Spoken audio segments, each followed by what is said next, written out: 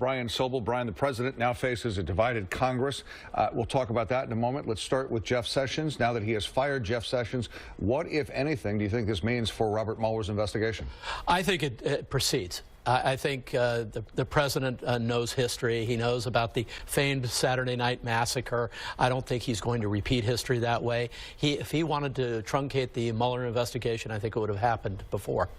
And with respect to Sessions, by the way, the president, any president, should have an attorney general that they are in concert with. We saw it with President Barack Obama and Eric Holder, and if we want to go back into history, John F. Kennedy and Robert Kennedy.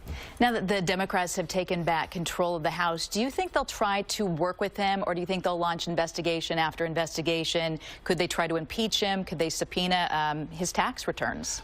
All of that is on the table.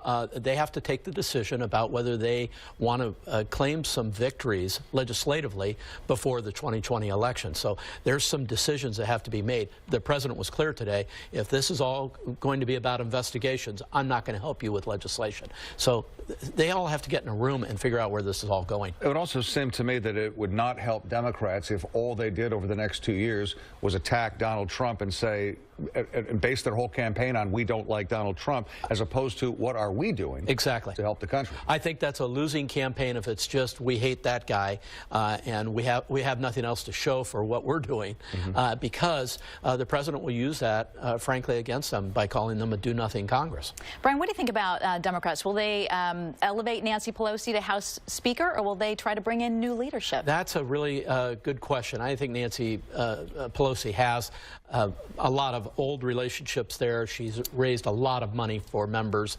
I think she retains the speakership. Just very quickly, what do you think about the Jim Acosta situation?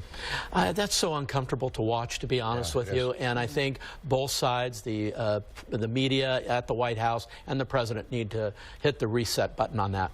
All right. Leave it at that. Brian Sobel, thank you. Yeah, you're very welcome.